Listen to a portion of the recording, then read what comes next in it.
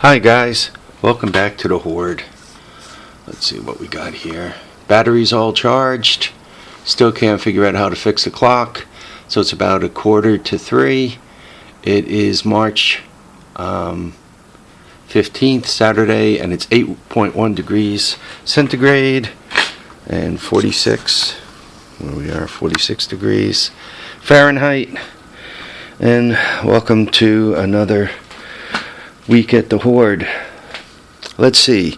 Today, this is a 4-day week, which means I should be working tonight, but I put in for a vacation day. Actually, a comp day with all those hearing tests and everything else. My boss was nice enough to give me a comp day, mostly because I don't think he cares all that much anymore about what's going on, which could be another part of this conversation. You know, it's really hard to work at a place where people stop caring. I had to fix a safety device known as an area monitor that was tripping out, and every time it trips out, it stops the tools, and sometimes it could damage product and so forth and on. So I walk up to this area monitor, and very quickly I realized the bounds that it was set in were wrong, and somebody was too lazy to rebalance and re-sticker it. I mean, it took me longer to take the walk to go get the kit to do that than it did to actually perform the task. And not that I wanted to get into any of the specifics of any of this stuff, but you're just looking at that going, boy, somebody too lazy to spend 10 minutes might have cost the company thousands of dollars.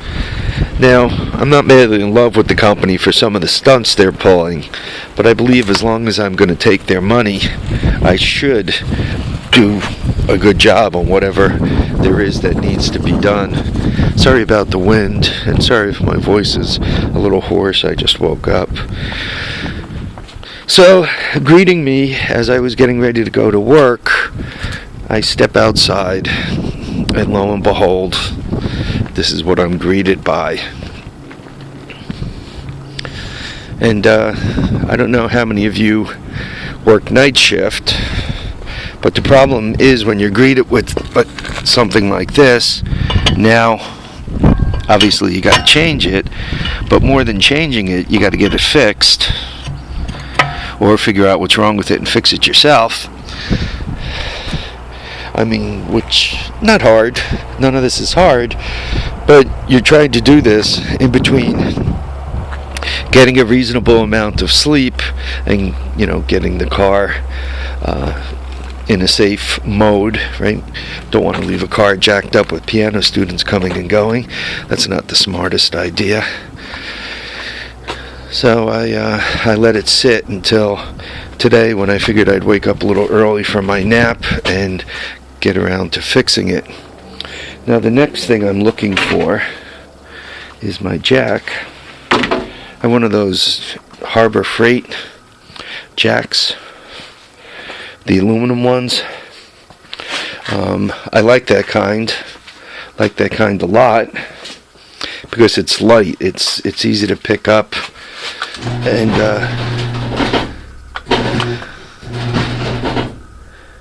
it's easy to pick up and move about.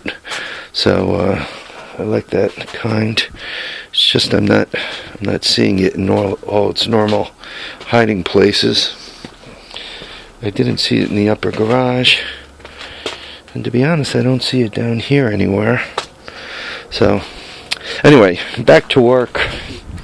Given all the trivia that's going on in work, I just mentioned the problem I'm having with people not fixing things like they should be. The other problem I'm having is there's a lot of very, very bad attitudes. Like, I had a guy who I actually needed on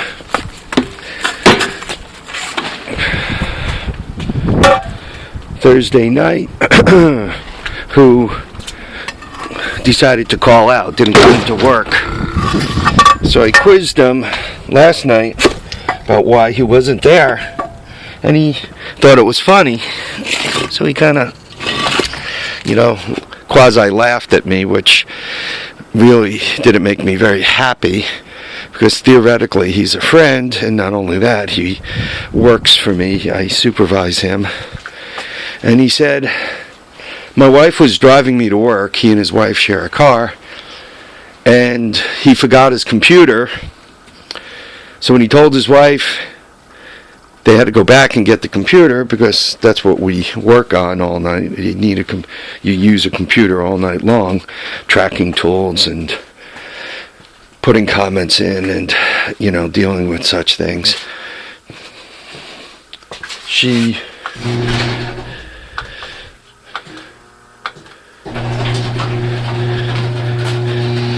brought him home, but then had to go someplace else with the car, so she wouldn't bring him back to work for a second time in one night.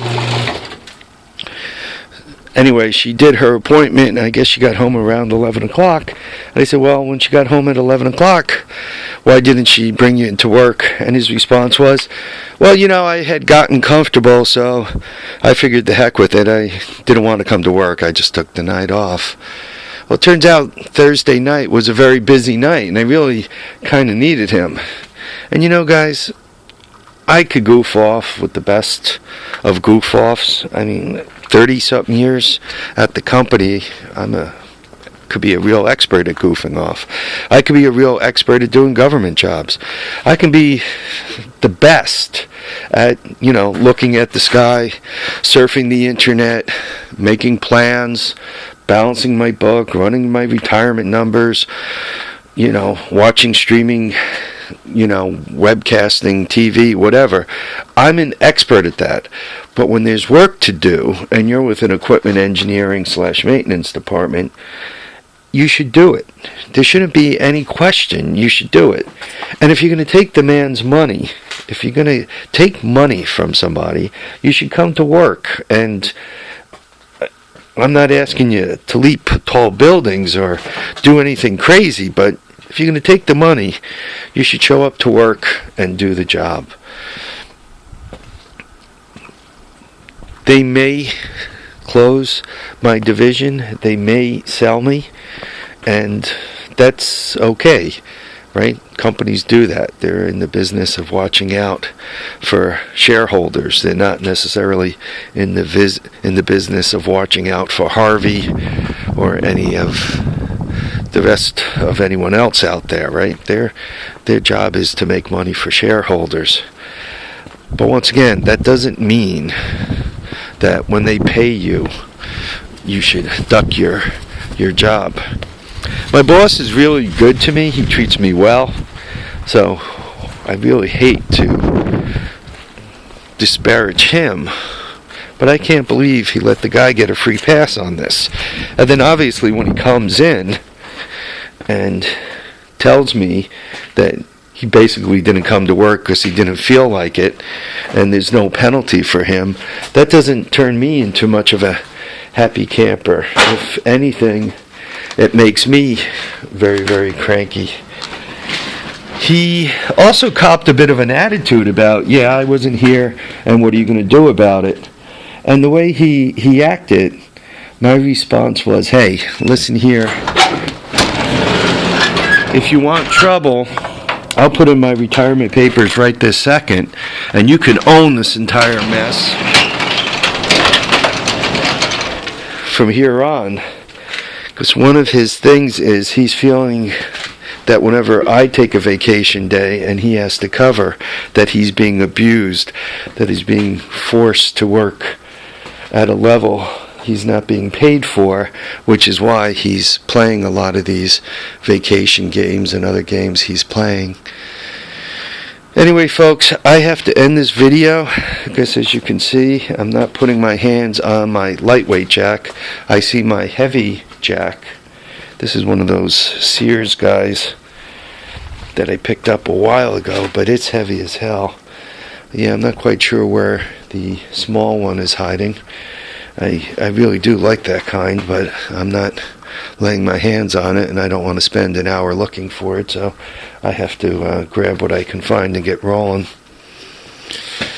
Anyway, folks, about work, obviously I'm still there, and I think when all is said and done, I'm probably not going to be laid off anytime soon, which is good because it helps me put a little more money aside. That is assuming I don't get pissed off and retire. All that is good stuff. And probably they're going to end up either partnering up somebody with my division or selling my division. And quite honestly, if they move my division to a company that actually wants to make the things that we make, that would probably be an improvement. That would probably make life better. It would define our mission a lot better. Right now our mission isn't very well defined, and we're losing money, which means, all guns are aimed at us, but there's no suggestion to how to improve things. So anyway, I got to end this and get moving on that tire. Folks, thanks for watching, commenting, subscribing.